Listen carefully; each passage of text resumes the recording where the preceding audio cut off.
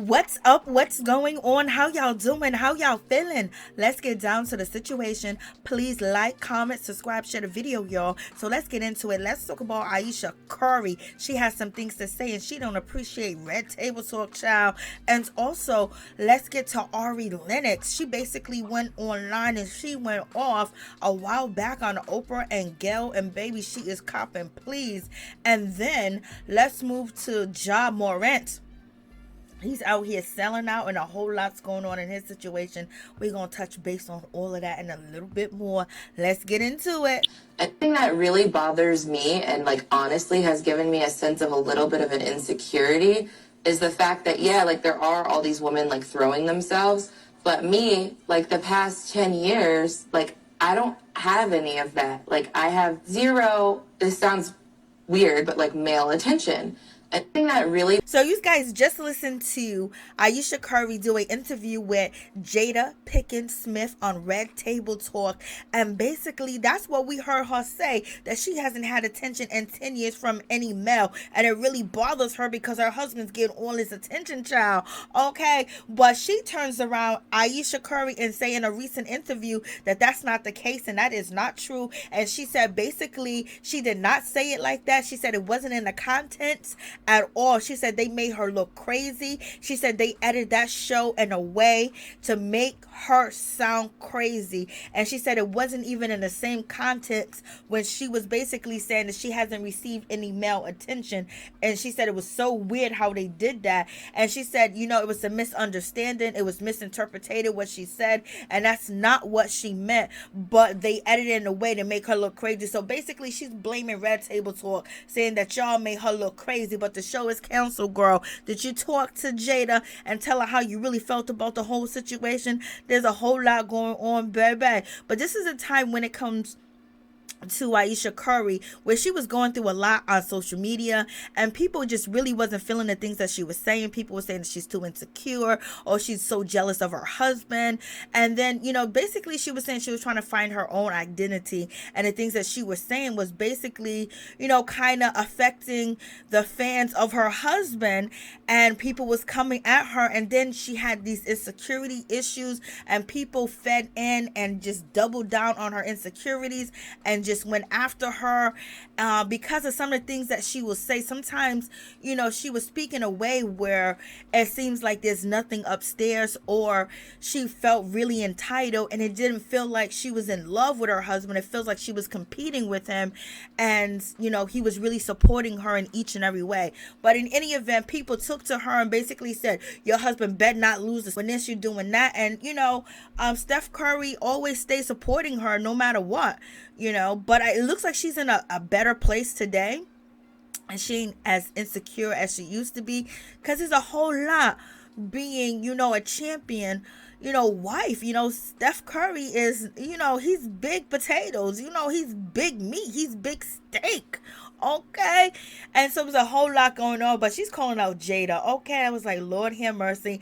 And also, Alicia, she did an interview and she basically said that she regrets, or she said we regret basically having their oldest daughter, you know, Riley, you know, at the pre-conference game, and basically exposing that eldest daughter to social media. She said she didn't know how bad it was going to be and how horrible it was going to be and how people were, you know, being attacking her and her family and things of that nature. And then the interviewer called her out and said, but you do have your kids on your Instagram account. I totally understand that if you don't want your kids in media, on social media, but yet you have them on your Instagram account. But that's totally different from having your daughter at pre-conference games, you know, where she's right there next to her father. That's, you know, everybody across the world, anywhere that has a signal, and has an antenna, or has cable services, will see, you know, the post-game conference. You know, they want to hear what Steph Curry has to say around the world and all the states in the United States. Okay,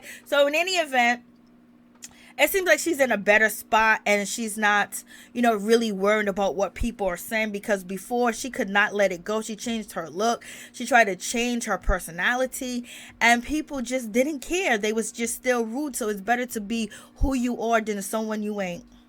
So let's get to Ari Lennox. She really went in and she really went off on Gayle and Oprah. She was calling them names. She was saying they was dancing to a different tune. She was saying they was answering to this person, that person, that basically they're not here for black people and things of that nature. And she really went off. So check some of this out. But I edited a lot of it because she was calling them all types of names. So let's get to it.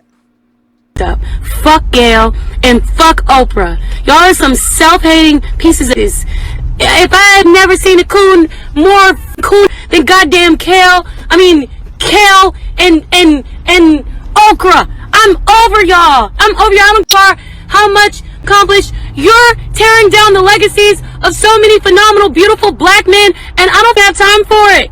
I don't have time for it. I'm sick. I'm disgusted. You don't care about black people. Okra, I knew you wasn't shit when the kids was trying to take a picture with you and she was like, oh, I see your little crack phone. Okra, have you fucked up? Ari Lennox, she took to social media basically to apologize, for this video, for this live that she did, and basically saying that she really didn't mean what she said in the whole situation. She's saying that she was naive. She said she was doing it to be a people pleaser. She was doing it because she's codependent. I don't know if she's talking about, people, if she's talking about a relationship. And basically she's saying that she was unintentionally spreading false information in order to impress people. Okay, so basically she's saying she didn't know the damage that she was doing, and she basically misrepresented herself and misrepresented Oprah and also Gayle. Okay, like there's a whole lot going on in this situation, and people are calling her out saying, why are you backtracking? Won't you stand in it? Because there are some people that believe that Oprah and Gayle sometimes do things to destroy people, families, and careers. Okay, and right now Ari was calling her out, Oprah and Gayle, basically saying that they are destroying the black man. Okay, but right now when it comes to Ari, she's taking that all back and saying that that is not the case, and she also was being called out because people saying, oh, she applied or she auditioned for Color Purple, and basically she got denied. So this is why she apologizing to Oprah and Gayle. And then she basically says that she just sings, that's what she knows how to do, and she wasn't auditioning for anything at all, basically saying that she was wrong for what she did, and she's woman enough to actually admit that she was wrong, and she's actually sorry.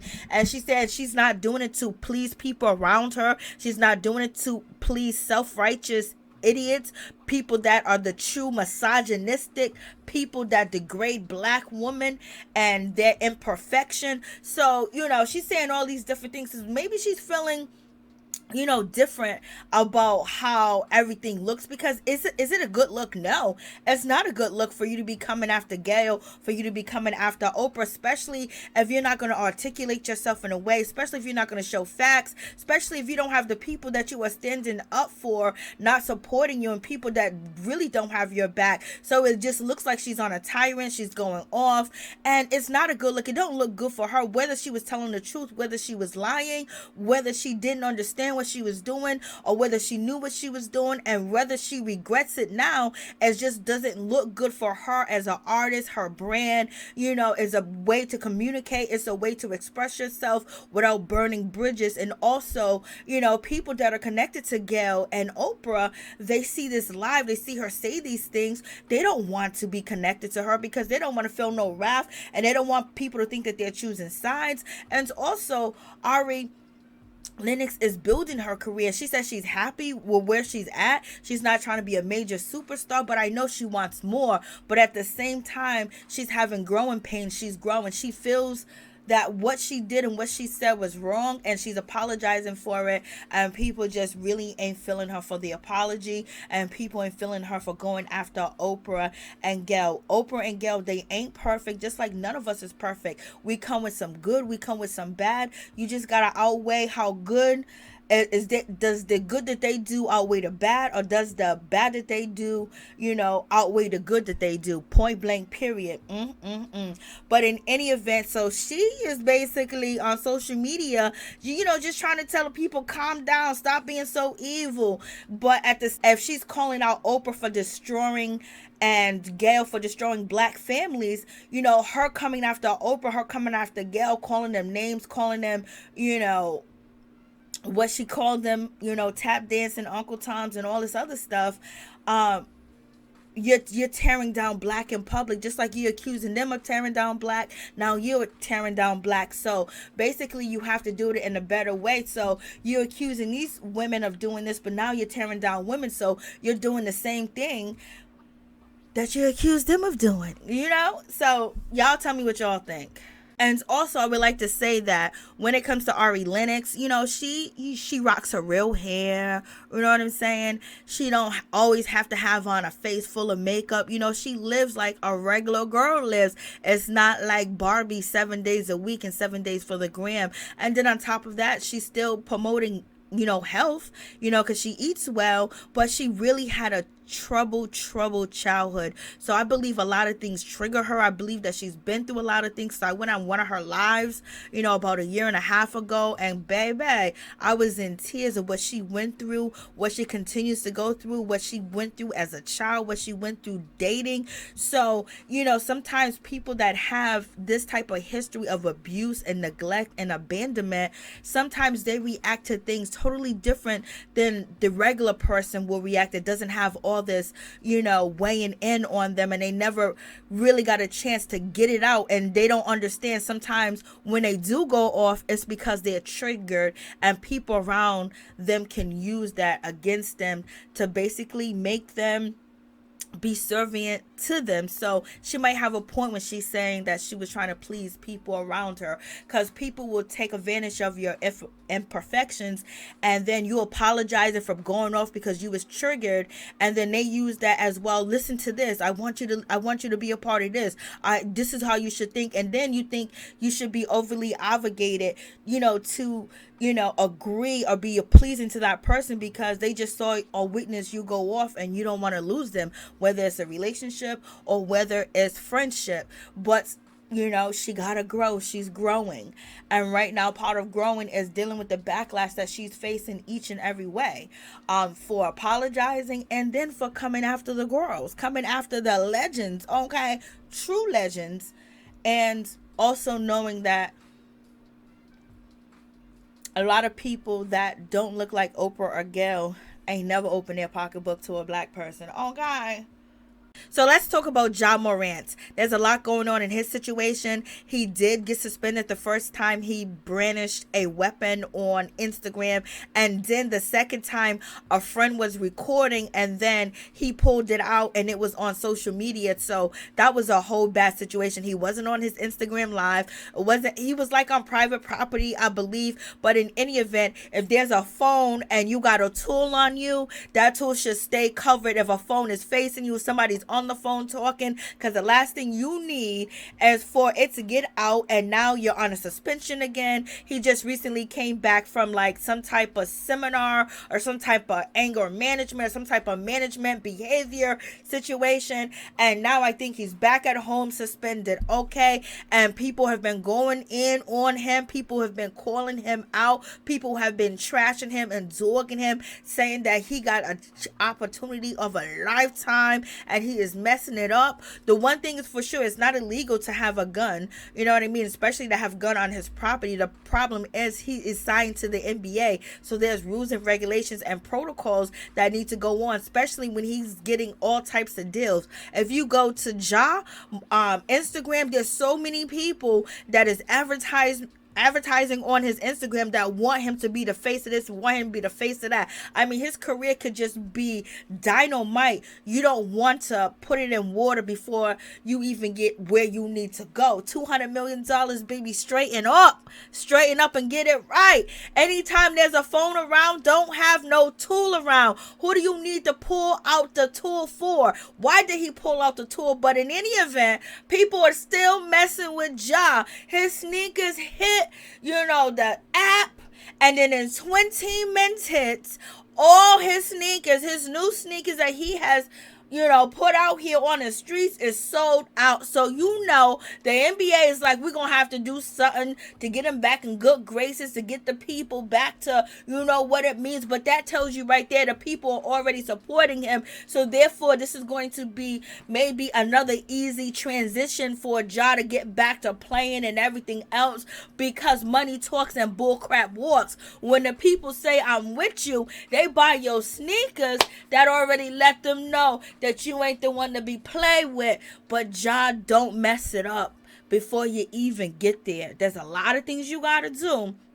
And one of the things that you don't have to do, what you shouldn't do, is have any tool on you near a cell phone. Okay, people need to start signing NDAs. People need to not record you. If people don't check you that are in your inner circle, they don't need to be in your inner circle no more, because it takes a village to raise a child, and it seems like it takes social media and a village to keep some of these people in their positions, because they be quick to crash out for no reason. Okay, we all gotta answer to somebody. He gotta answer to the NBA, even though it's not against the law to go to the nightclub, and he pulled out the gun because he didn't get arrested. You know what I mean? So, dude, you gotta follow these for $200 million. All you gotta do is not show the tool. Come on, you have to be able to do this. And recently, there were people that were so worried about Ja, because he posted on social media, I love you, Ma, I love you, Daddy, I love you, baby girl. And then he posted bye, and bye, the NBA and everybody that's invested in homeboy, they sent the police, they sent the Tennessee police to his house to do a welfare check, to do a wellness check, to find out if their investment is okay. The police department was probably happy to knock on his door and get an autograph, child. They rushed right over. There must have been nothing going on in Tennessee. Okay.